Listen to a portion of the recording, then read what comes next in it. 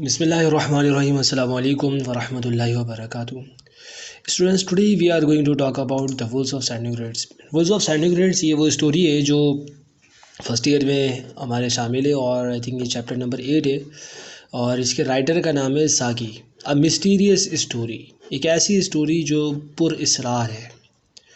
आप इसको ये भी कह सकते हैं कि इसमें एक हॉरर का एलिमेंट भी आपको नज़र आएगा कि वजह पता नहीं चल रही कि आखिर ये सब काम हो कैसे रहे हैं। So we can say that this story is a mysterious story.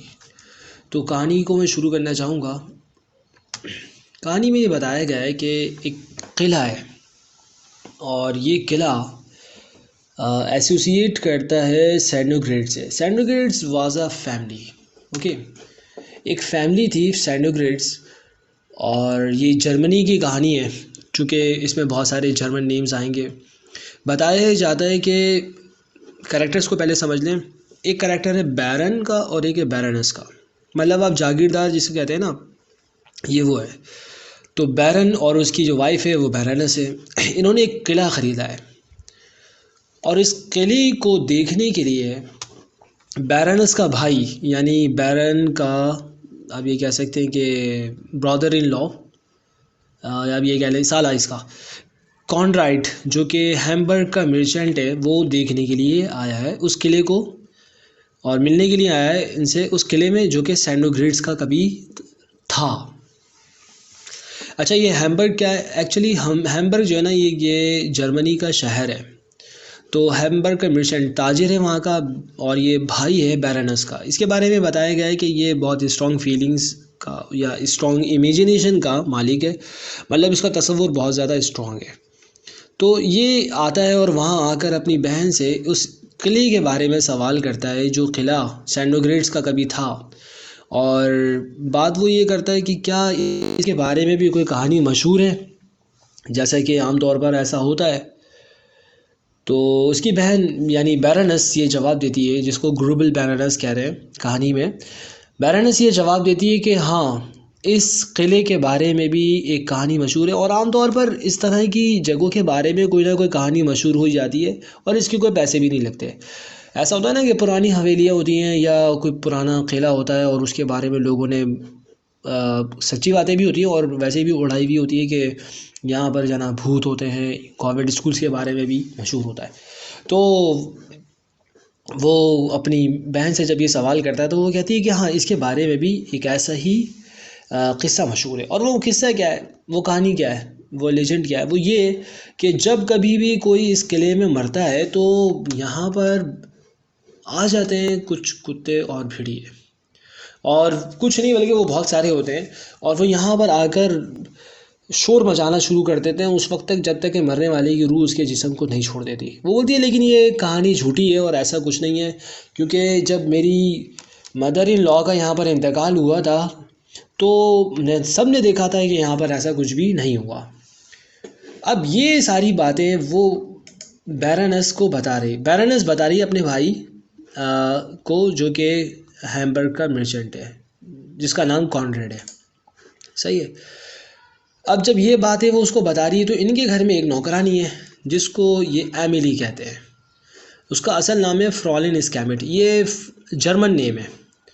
तो ये इनके घर में ओल्ड गवर्नेंस है। ओल्ड गवर्नेंस का मतलब यूँ समझ लें कि है घर में मुलाजमा और ये बच्चों को पढ़ाती भी है। तो एमिली जो कि खामोश ही बैठे रहती है घर के अंदर और कोई इससे बात अगर कोई करता है तो ये बात करती है, अदरवाइज़ ये ख़ुद से गुफ्तगू नहीं करती। ये सारी बातें वो सुन रही थी। कौन? एमिली।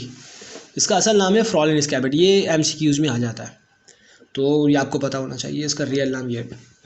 एमिली जब ये सारी बातें सुनती है कि ये बैरनस जो है अपने भाई कॉनरेड को ये बता रही है कि यहाँ पर जब कभी भी कोई मरता है तो भेड़िए और कुत्ते आते हैं और ऐसा होता है, लेकिन लास्ट ईयर उसकी मदर इन लॉ मरी थी तो ऐसा कुछ भी नहीं हुआ, वो उठ कर आ जाती है और वो कहना शुरू करती है। वो बोलती है नहीं, कहानी ऐसी नहीं है जैसे तुम बता रही हो, बल्कि ये तो एक र्यूमर है, एक अफवाह है। कहानी तो कुछ ऐसी है कि जब सैंडोग्रेड्स फैमिली का कोई यहाँ पर मरता है तो कुत्ते और भेड़िए आते हैं और वो रात गए तक शोर मचाते हैं, लेकिन हर किसी के साथ ऐसा नहीं होता। तो वो बोलते हैं कि तुम्हें कैसे पता? वो बोलती है क्योंकि मैं ख़ुद सैंडोग्रेड्स फैमिली से हूँ। अब सैंडोग्रेड्स फैमिली का मतलब ये था एक बहुत ही आलीशान और आली नस्ब ख़ानदान जो कि कभी यहाँ पर बसता था, लेकिन अब चूँकि उनके हालात ऐसे हो गए थे तो उन्होंने ये किला बेच दिया था। तो वो बोलते भाई तुम्हें कैसे पता? वो फिर बताना शुरू करती है। अच्छा, एमिली के करैक्टर के बारे में भी यहाँ जान लें। वेल ड्रेस्ड है ये और वेल फेड, मतलब मोटी ताज़ी भी दिखाई देती है और अच्छे कपड़े से, वही नवाब ख़ानदान के हैं तो ज़ाहिर है कि असरात तो रहते हैं ना वो वाले बड़े लोगों के, कि वो अगरचे वो गरीब हो जाते हैं लेकिन फिर भी शान शहनशाही नहीं जाती, कहा जाता है ना। तो एमिली अब ये सारी बातें बताती है। वो बोलती है मैं खुद सैंडोग्रेड्स फैमिली से ताल्लुक़ रखती हूँ और जब हम गरीब हो गए थे तो मुझे जो है ना अपना नाम बदलना पड़ा और घर से बाहर निकल कर काम के लिए जाना पड़ा। काम क्या था? बच्चों को टीच करने के लिए, लेसन्स देने के लिए, चूँकि ये बादशाह उमरा अपने बच्चों को पढ़ाने का ज़रूर एहतमाम करते थे। अब जायदादें चली जाएँ, सल्तनतें छिन जाएँ, लेकिन ये पढ़ने के हवाले से बहुत ज़्यादा स्ट्रॉन्ग रहते थे।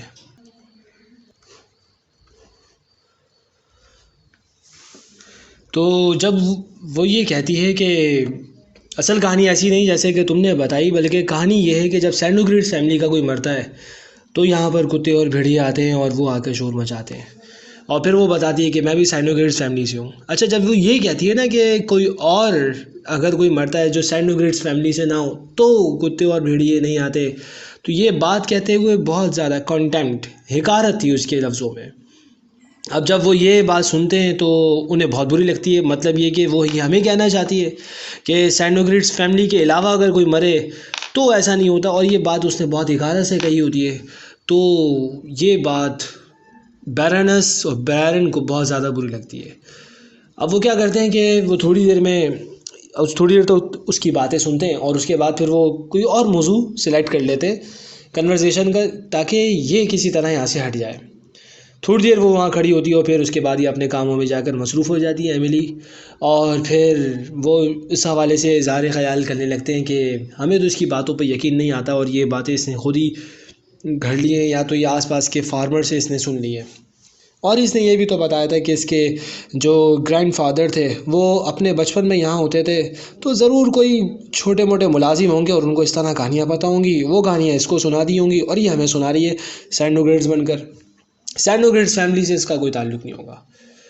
बैरनस उस वक्त ये भी कहती है कि अगर मुझे क्रिसमस की वो तकरीबात का ख़्याल ना होता तो मैं अभी इसकी छुट्टी कर देती, लेकिन मुझे अभी इसको बर्दाश्त करना पड़ेगा। लेकिन होता ये है कि दिसंबर की जब आखिरी शामें आती हैं और क्रिसमस का मौका आता है तो एमिली सख्त बीमार हो जाती है और उसको अपने ही कमरे में स्टे करना पड़ता है। ऐसे में सारे काम बैरनस को ही करना पड़ते हैं और उसके गेस्ट भी आए हुए हैं, ज़ाहिर नवाब ख़ानदान है तो लोग उनके घर में सेलिब्रेशन के लिए आए हुए हैं और बैरनस को सारी जिम्मेदारियाँ उठाना पड़ती हैं। सर्दियों की एक शाम जो कि साल की आखिरी शामें थी, वो अपने गेस्ट के साथ बैठी हुई थी राउंड द फायर, आग के इर्द गिर्द, और बैठ के यही बातें कर रही थी कि कभी ऐसा तो नहीं हुआ कि एमिली इतनी ज़्यादा बीमार हुई हो, और अब तो वो इतनी ज़्यादा बीमार हो गई कि उसको अपने कमरे में स्टे करना पड़ता है। कि अचानक ये वो बातें कर ही रहते हैं कि सडनली वेपी, जो कि उनका एक लैब डॉग है, लैब डॉग किसे कहते हैं? लैब डॉग कहा जाता है उस कुत्ते को जो कि इतना छोटा हो जिसको गोद में बिठाया जा सके। सही है, जैसे आपने ये लफ्ज़ सुना होगा ना, लैपटॉप। सही, तो लैब का वैसे मतलब होता है गोद, तो लैपटॉप इतना छोटा होता है कि आप उसको अपनी गोद में रख सकते हैं। तो लैब डॉग वो कुत्ता जो कि गोद में बैठ सके, इतना छोटा सा। तो चूँकि उनके यहाँ कल्चर है, वो तो कुत्ते पालते ही हैं। तो उस वैपी नामी जो वैपी यानी लैब डॉग है, वो अचानक कूद पड़ता है और कूद कर वो नीचे उसमें छुप जाता है। कहाँ छुप जाता है?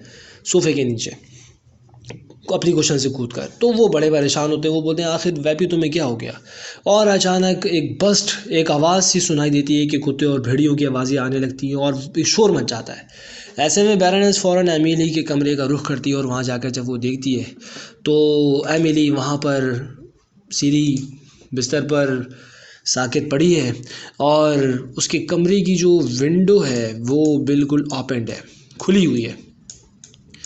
वो आगे बढ़ती है, ओके फ़ौरन जाकर उस विंडो को बंद करे ताकि वो ठंडी हवा से कहीं ऐसा ना हो कि उसी से ही मौत उसकी वाक़ई हो जाए। तो एमिली उसको हाकिमाना लहजे में कहती है कि इस खिड़की को खुला रहने दो।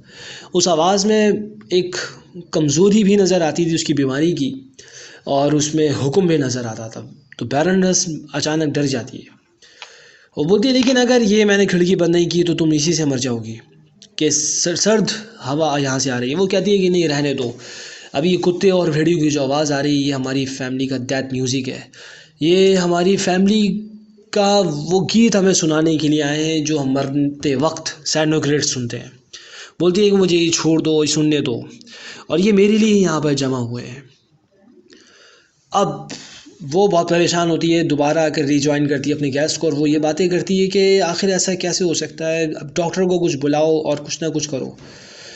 इतने में एक और क्रश डाउन की आवाज़ आती है। तो वो आवाज़ सुनकर कॉनरेड ये कहता है, जब ये आवाज़ें कुत्तों और भेड़ियों की आती है तो वो कहता है, ये चूँकि वो स्ट्रॉन्ग इमेजिनेशन का मालिक है, वो कहता है कि ये एक नहीं बल्कि बहुत सारे सैकड़ों हज़ारों कुत्ते हैं जो कि जंगल में और गांव के अतराफ़ में पाए जाते हैं। ये बहुत दूर से, और आवाज़ इतनी तेज़ थी ऐसा लगता था जैसे दरो दीवार से आवाज़ आ रही है।